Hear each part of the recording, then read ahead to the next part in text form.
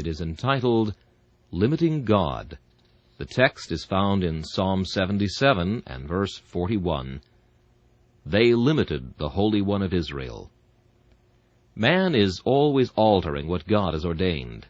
Although God's order is ever the best, yet man will never agree therewith. When God gave forth the law, it was engraved upon 2 stones. The first table contained the commandments concerning man and God. The second dealt with man and man. Sins against God are sins against the first table. Sins against man are offenses against the second table. Man, to prove constantly his perversity, will put the second table before the first, nay, upon the first, so as to cover and conceal it. There are few men who will not allow the enormity of adultery, fewer still who will dispute the wickedness of murder. Men are willing enough to acknowledge that there is a sin in an offense against man. That which endangers the human commonwealth, that which would disturb the order of earthly governments, all this is wrong enough even in man's esteem. But when you come to deal with the first table, it is hard indeed to extort a confession from mankind. They will scarce acknowledge that there is any such thing as an offense against God, or if they do acknowledge it, yet they think it but a light matter. What man is there among you that hath not in his heart often lamented sins against man rather than sins against God? And which of you hath not felt a greater compunction for sins against your neighbor or against the nation than for sins committed against God and done in his sight? I say that such is the perversity of man, that he will think more of the less than the greater. An offense against the majesty of heaven is thought to be far more venial than an offense against his fellow creature. There are many transgressions of the first table of which we think so little, that perhaps we scarcely ever confess them at all, or if we acknowledge them, it is only because the grace of God has taught us to estimate them aright. One offense against the first table which seldom agitates the mind of an unconvicted sinner is that of unbelief. And with it I may put the want of love to God. The sinner does not believe in God, does not trust in Him, does not love Him. He gives his heart to the things of earth, and denies it to his Creator. Of this high treason and rebellion he thinks nothing. If you could take him in the act of theft, a blush would mantle his cheek. But you detect him in a daily omission of love to God and faith in His Son Jesus Christ, and you cannot make him feel that he is guilty of any evil in this. Oh, strange contortion of human judgment! Oh, blindness of mortal conscience, that this greatest of iniquities, a want of love to the all-lovely, and a want of faith in Him who is deserving of the highest trust, should be thought of to be nothing, and reckoned among things that need not to be repented of.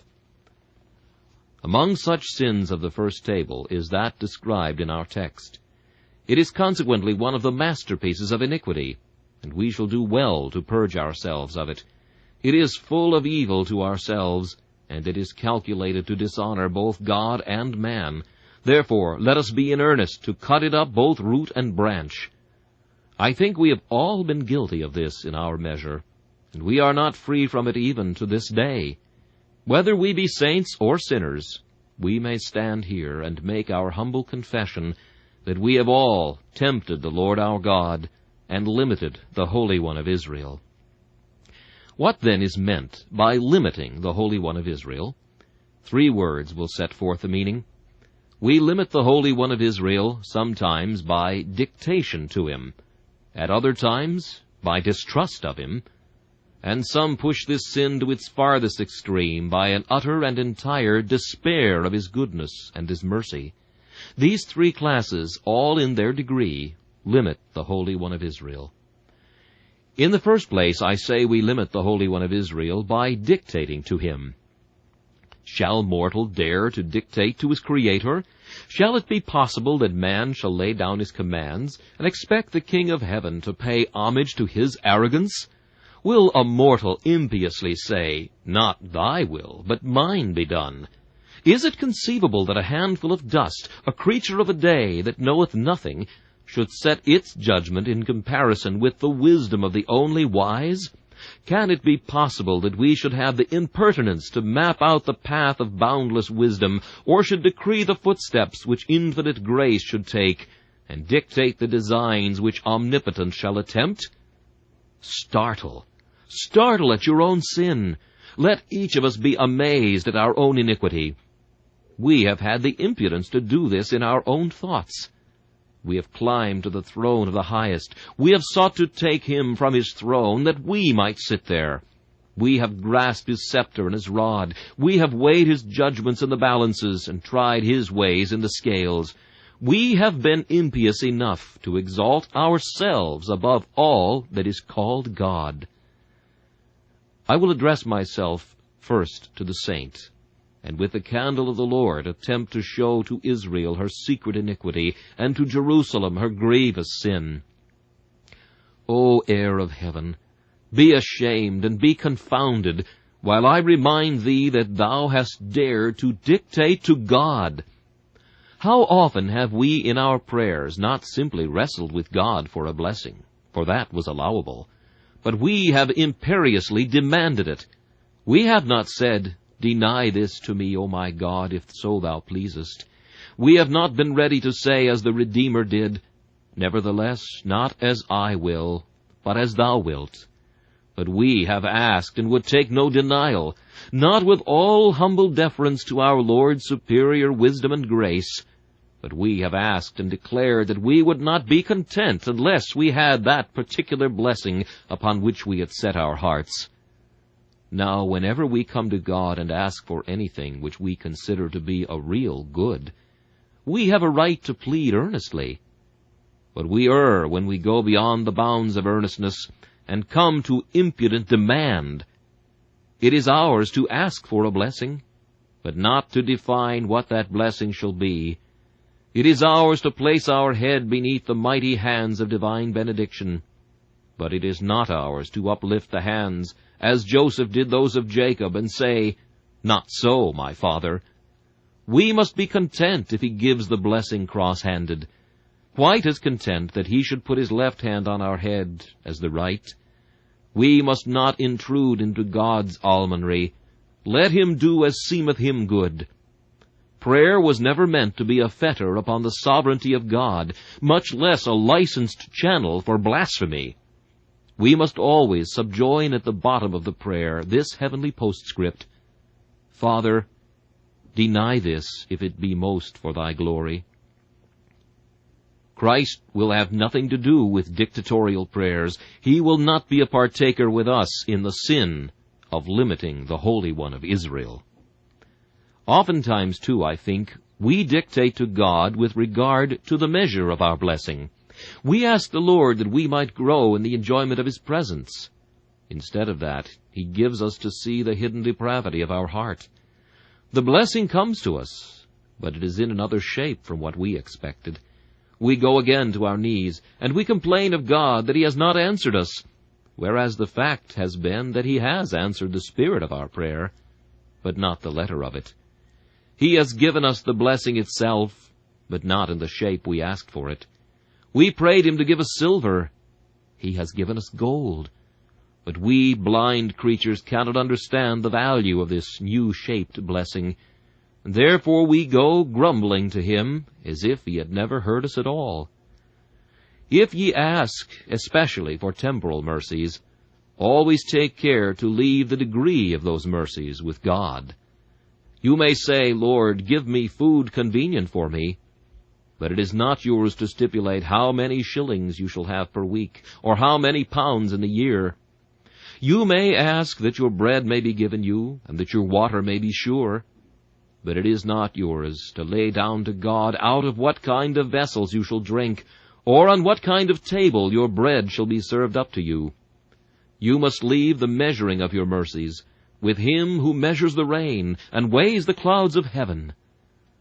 Beggars must not be choosers, and especially they must not be choosers when they have to deal with infinite wisdom and sovereignty.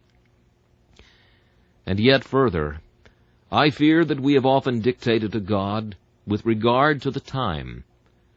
As a church we meet together, and we pray God to send us a blessing. We expect to have it next week. It does not come.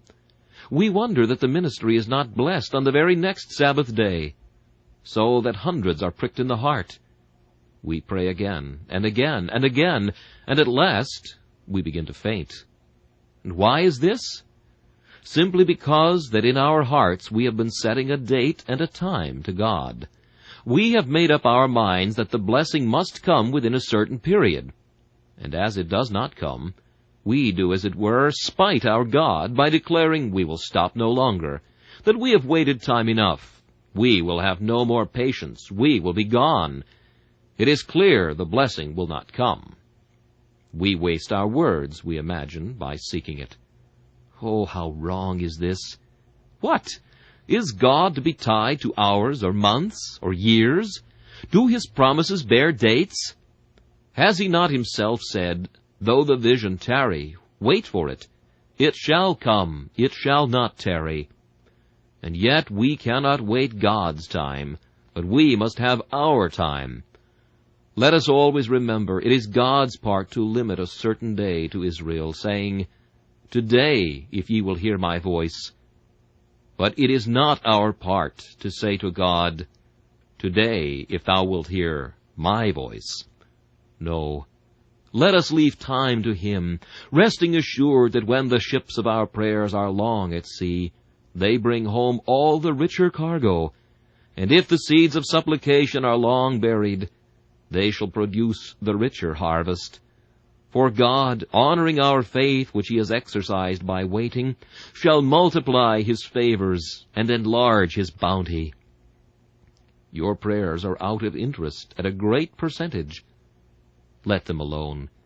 They shall come back, not only the capital, but with compound interest, if ye will but wait till the time runs out, and God's promise becomes due.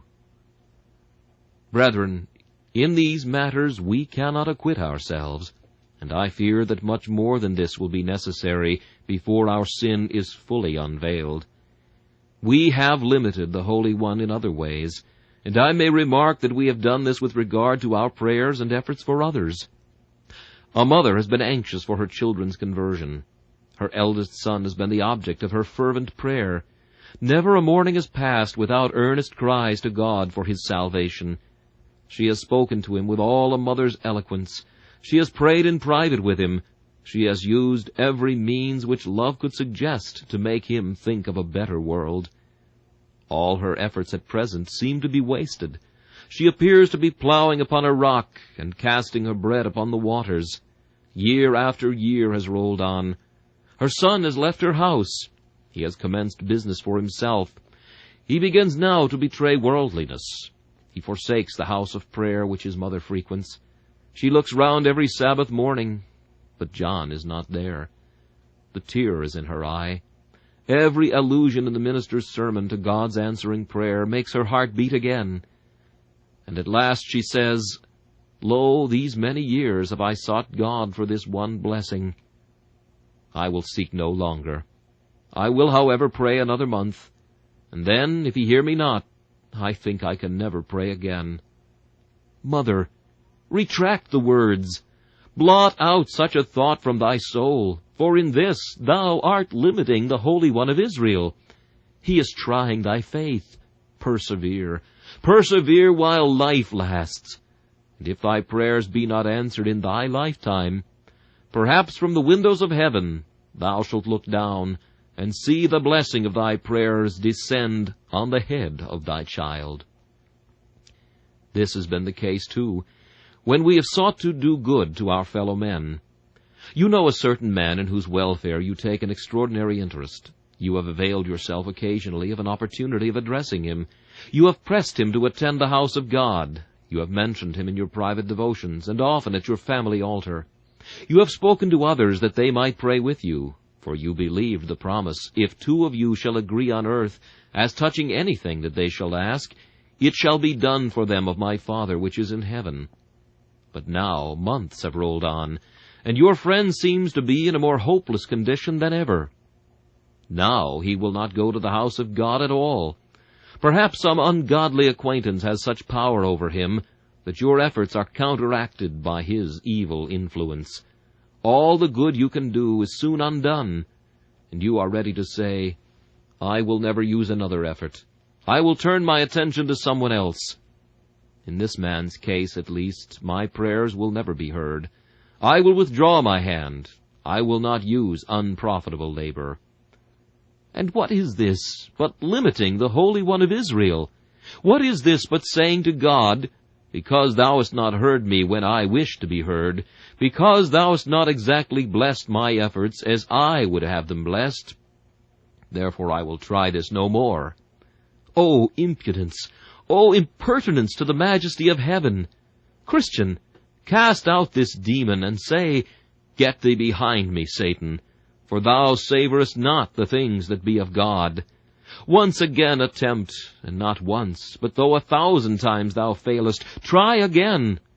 For God is not unfaithful to forget your work of faith and your labor of love. Only continue to exercise your patience and your diligence. In the morning sow your seed, and in the evening withhold not your hand, for either this or that shall surely prosper in its appointed season. While thus charging the people of God with sin, I have been solemnly condemning myself. And if a like conviction shall abide upon all my believing hearers, my errand is accomplished. I will address myself now to those who cannot call themselves the children of God, but who have been lately stirred up to seek salvation. There are many of you who are not hardened and careless now. There was a time when you were callous and indifferent, but it is not so with you at the present. You are anxiously saying, What must I do to be saved? And have been perhaps very earnestly in prayer during the last 2 or 3 months. Every Sunday morning service sends you home to your knees, and you cannot refrain from sighs and tears even in your daily business, for you cry as one that cannot be silenced, Lord, save, or I perish. Perhaps Satan has been putting it into your heart that since your prayers have not been heard, it is now of no avail. Oh, saith the evil one, these many months hast thou prayed to God to put away thy sin, and he has not heard thee. Give it up. Never bend thy knees again. Heaven is not for thee. Therefore make the best of this world. Go and drink its pleasures, suck its joys. Lose not the happiness of both worlds. Make thyself gay here, for God will never bless thee and save thee hereafter. And is this what he has said? Oh, listen not to him. He designs thy destruction. Hearken not to his voice. There is nothing he desires so much as that thou shouldst be his prey. Therefore be thou on thy watchtower against him, and listen not to his cajoling. Hearken to me for a season, and God bless thee in the hearing, that thou mayest no longer limit the Holy One of Israel. Sinner, what hast thou been doing while thou hast said, I will restrain prayer, because God has not as yet answered me? I say, what hast thou been doing? Hast thou not been stipulating with God as to the day when he shall save thee? Suppose it is written in the book of God's decree, I will save that man and give him peace, after he has prayed 7 years. Would that be hard upon thee? Is not the blessing of divine mercy worth waiting for? If he keep thee tarrying at his gate day after day, though thou shouldst wait 50 years, if that gate opens at the last, will it not well repay thy waiting? Knock, man, knock again, and go not away. Who art thou that thou shouldst say to God, I will have peace on such a day, or else I will cease to supplicate? This is a common offense with all poor, trembling, seeking souls. Confess it now, and say unto God, Lord, I leave the time with thee, but I will not cease to supplicate, for if I perish, I will pray, and perish only there. And do you not think again that perhaps the cause of your present distress is that you have been dictating to God as to the way in which he shall save you? You have a pious acquaintance who was converted in a very remarkable manner. He was suddenly convicted, and as suddenly justified in the sight of God. He knows the very day and hour in which he obtained mercy. And you have foolishly made up your mind that you will never lay hold upon Christ unless you feel the same.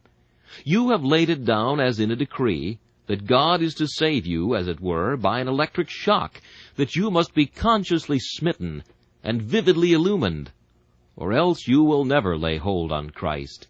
You want a vision. You dictate to God that He must send one of His angels down to tell you that He has forgiven you. Now rest assured, God will have nothing to do with your dictation. With your desire to be saved He will have to do, but with your planning as to how He should save you, He will have naught to do. Oh, be content to get salvation anyhow, if thou dost but get it.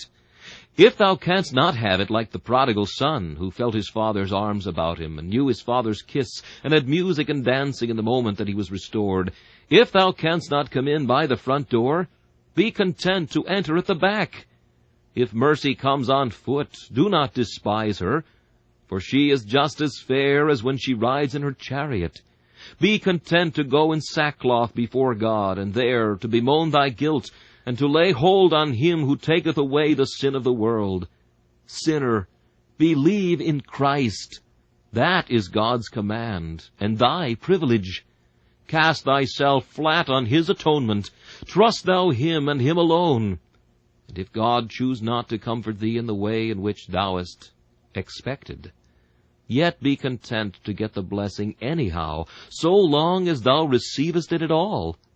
Limit not, I beseech thee, the Holy One of Israel. Upon this point of dictation I might tarry very long and give many instances, but I choose rather to close up this first head of my discourse by observing once again what a heinous offense, what an unreasonable iniquity it is for any of us to attempt to dictate to God. O man, know that He is sovereign. He everywhere hath sway, and all things serve His might. Wilt thou, a beggar, dictate to the King of Kings, the Lord of Lords, when the angels veil their faces before Him, and scarcely dare to look upon His brightness? Wilt thou dare to lord it over Him, and command thy Maker?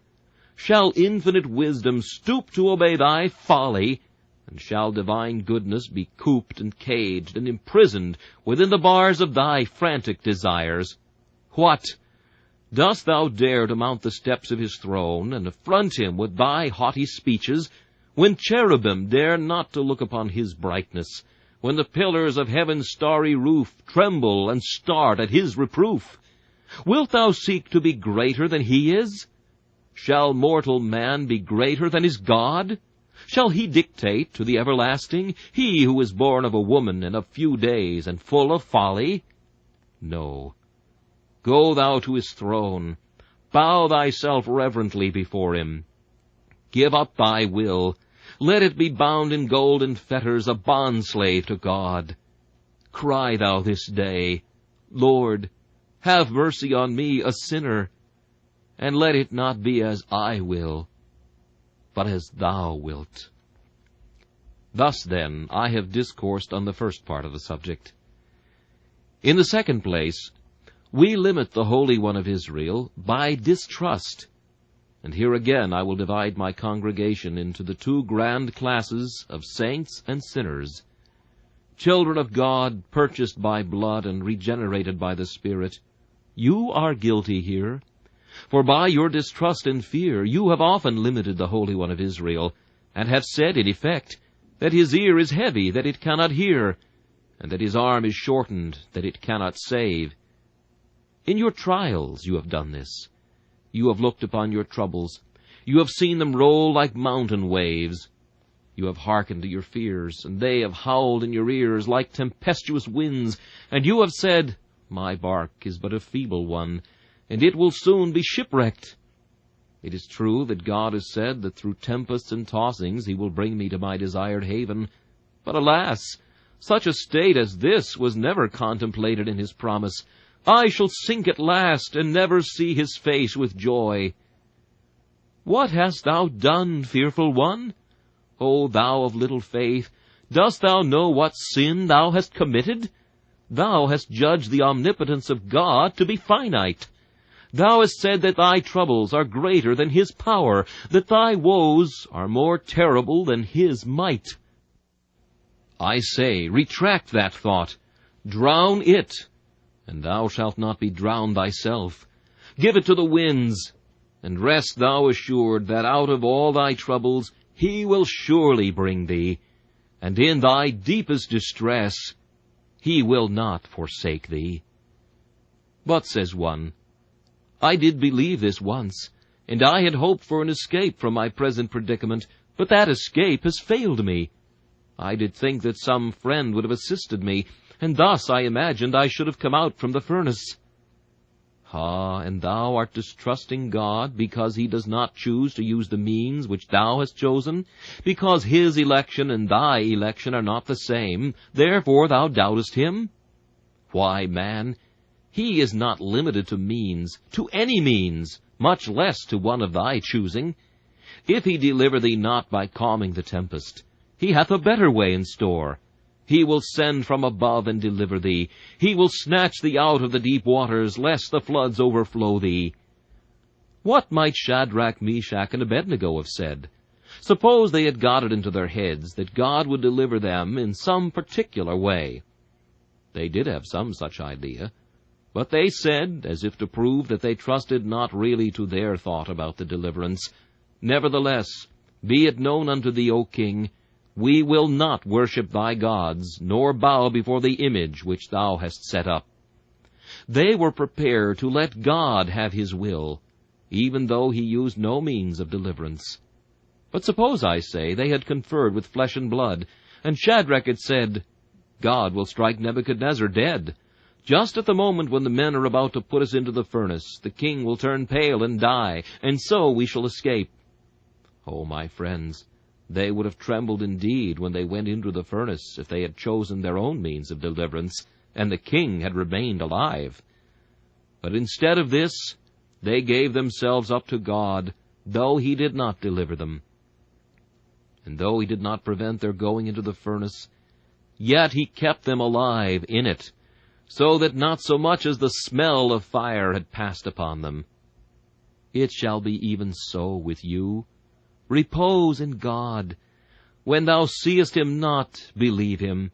When everything seems to contradict thy faith, still stagger not at the promise. If he hath said it, he can find ways and means to do it. Rest assured, sinner, he would come from his throne to do it himself in person, rather than suffer his promises to be unfulfilled.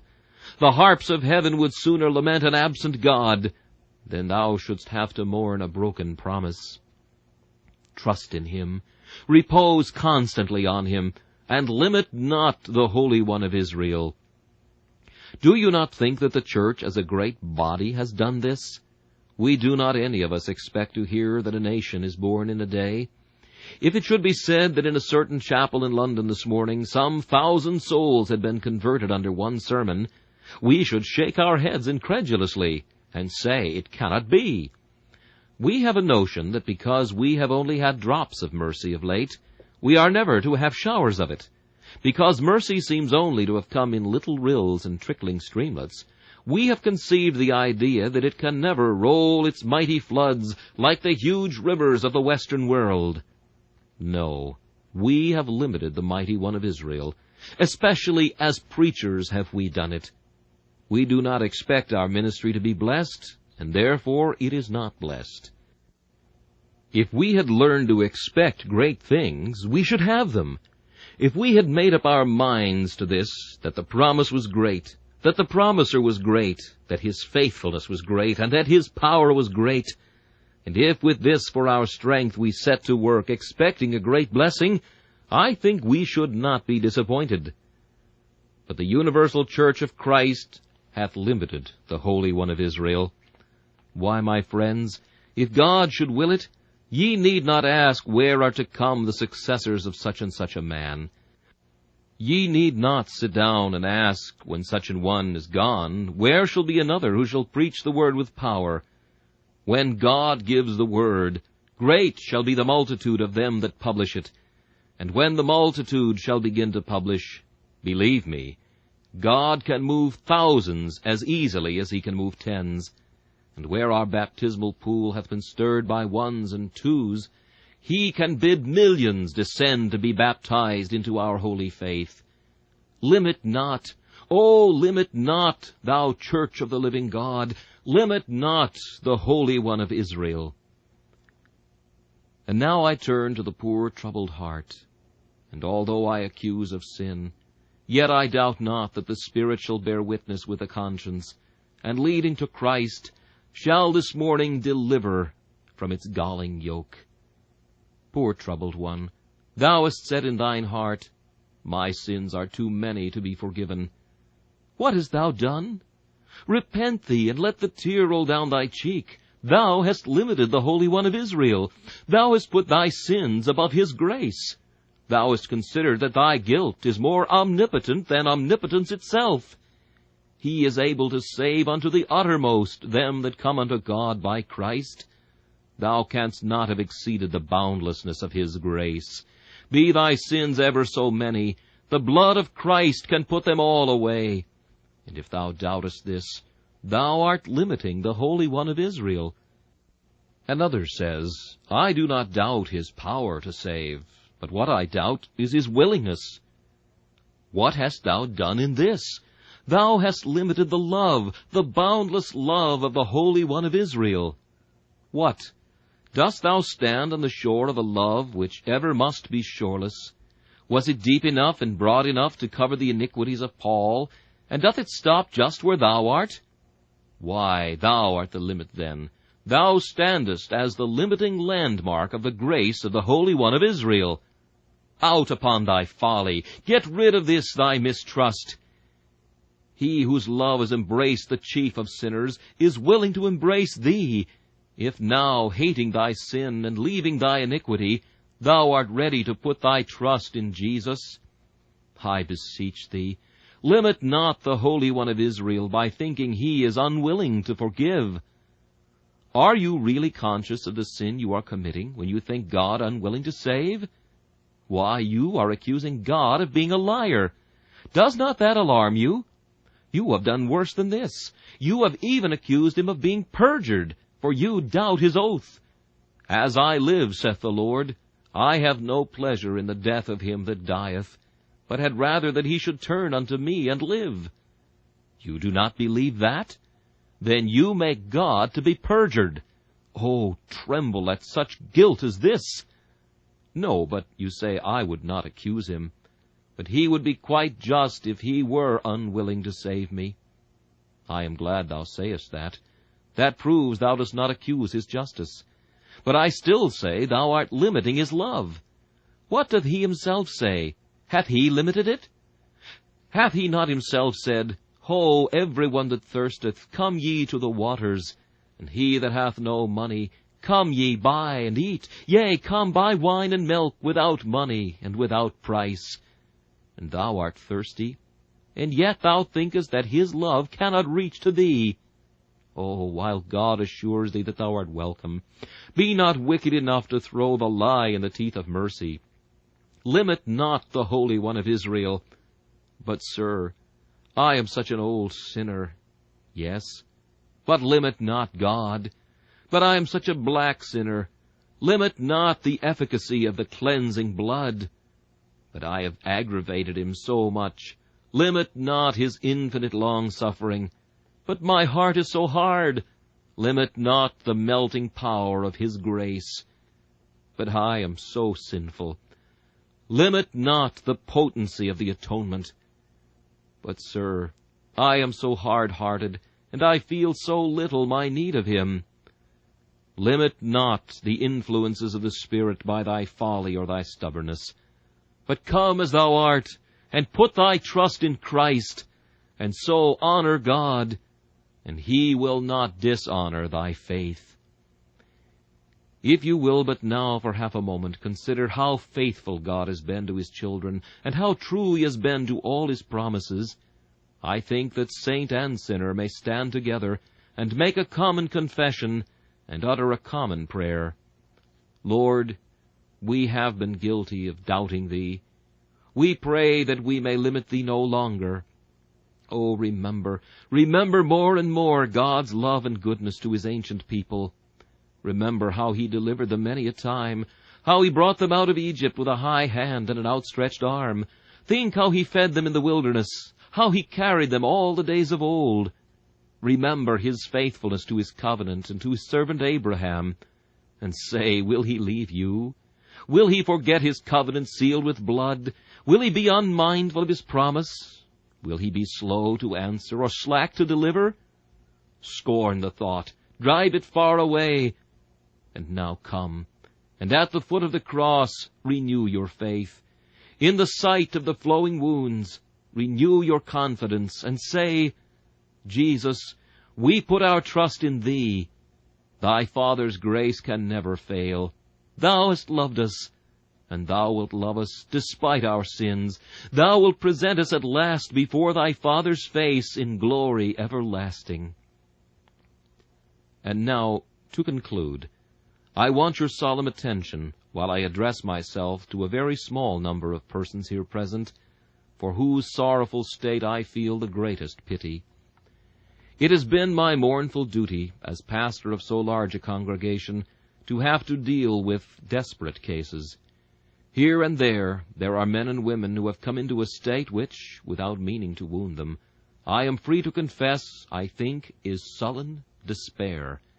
They feel that they are guilty. They know that Christ is able to save. They also doctrinally understand the duty of faith and its power to bring peace. But they persevere in the declaration that there is no mercy for them. In vain you find out a parallel case. They soon discover some little discrepancy, and so escape you. The most mighty promises lose all their force because they turn their edge by the declaration, that does not mean me.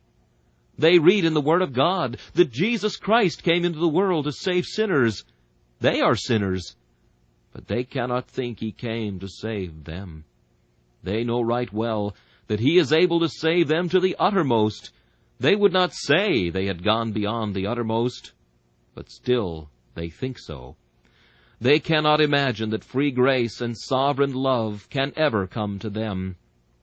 They have, it is true, their gleams of sunshine.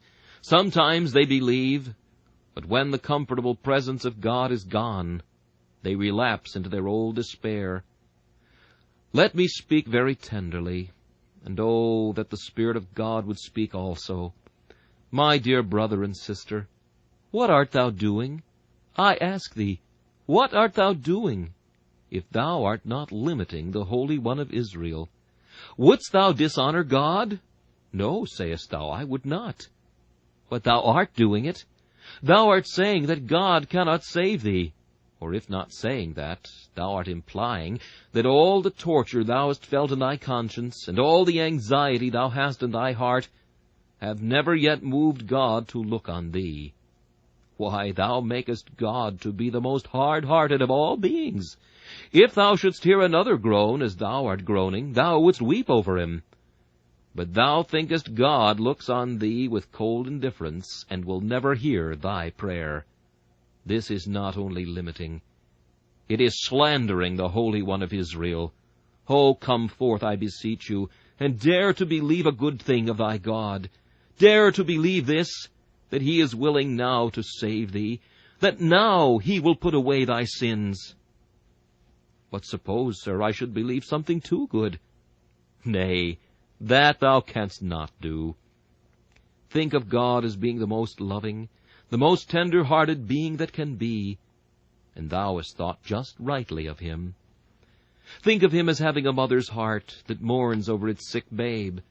Think of him as having a father's heart, pitying his children. Think of him as having a husband's heart, loving his spouse and cherishing her, and thou hast just thought rightly of him. Think of him as being one who will not look on thy sins, but who casts them behind his back. Dare for once to give God a little honor. Come, put the crown on his head. Say, Lord, I am the vilest rebel out of hell, the most hard-hearted, the most full of blasphemous thoughts. I am the most wicked, the most abandoned. Lord, let me have the honor now of being able to say, Thou art able to save even me. And on thy boundless love, thy great, thine infinite grace, do I rely. One of Charles Wesley's hymns, which I forget just now, has in it an expression something like this: Lord, if there be a sinner in the world more needy than I am, then refuse me. If there be one more undeserving than I am, then cast me away. If there be one that needs grace and mercy, pity and compassion more than I, then pass me by. But Lord, says he in his song, Thou knowest I the chief of sinners am, the vilest of the vile, the most hardened and the most senseless. Then, Lord, glorify thyself by showing to men, to angels, and to devils what thy right hand can do. May the Holy Ghost enable thee now to come forth from the dungeon of despair, and no longer limit the Holy One of Israel. I shall add no more, but leave the effect of this sermon with my God. May every one of us believe him better, and have greater thoughts of him, and never let us be guilty henceforth of confining, as it were, within iron bonds, the limitless One of Israel. This message, Limiting God, was preached by Charles Haddon Spurgeon on August 28, 1859.